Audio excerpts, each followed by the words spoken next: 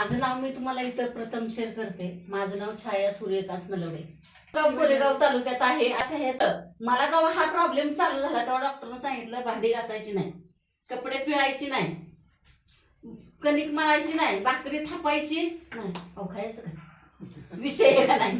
मी डॉक्टरांना स्पष्ट बोलली, म्हटलं डॉक्टर जर स्वयंपाक करायचा नाही, भांडी नाही घासायची, काहीच करायचं नाही, मग मला गिळाय कोण द्यायचं?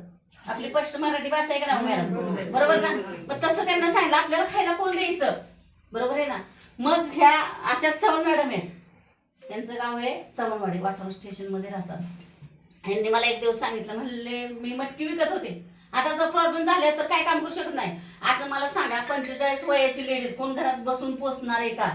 किती प्रेमळ नवरा असू द्या, नाही हो घाल ना खायला, म्हणून बाय काहीतरी कर, दोघापुरतं तरी थाप, एवढं तरी म्हणाल ना निश्चितच. मग तसं व्हायचं. तर ह्या मी मटकी विकायला लागले 10 रुपयाला एक मा. आणि आता जसं मॅडमनी सजेस्ट केलं त्याप्रमाणे सॉरी शिक्षण कमी आहे मॅडम, समजून घ्या. हे आर्थो प्रो आहे, हा आर्थो आहे.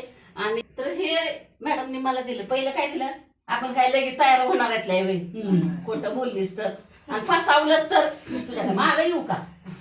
मॅडमनी मला काय केलं, रिलीफ ऑइल दिलं, हातावर घ्या लावा, 5 थेंब लावा. अहो एवढं करून जर नाही तर असं कसं होईल?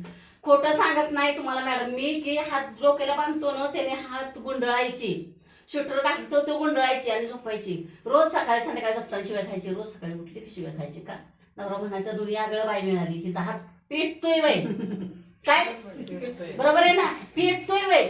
मग तोच हात आज किती उड्या मारतोय हे तुम्हाला सजेस्ट करून मी दाखवते.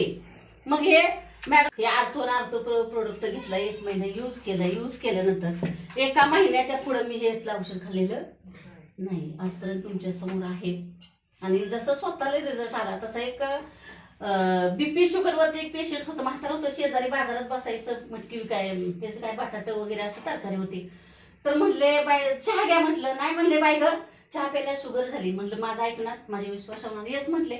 मग त्या बाबांनी काय केलं, माझ्याकडं हा काढा आणि हे तुळशी, हे 2 प्रोडक्ट घेतले. म्हटलं काका 2400 रुपये घालवाय तयार आहात का? बाय ग तू सांगशील तर 2800 पण देईन. म्हणलं नको. मग हे दिलं मी त्यांना, 1 महिना घेतलं. त्याच्यानंतर डॉक्टरकडे गेले, त्यांना इंजेक्शन होते.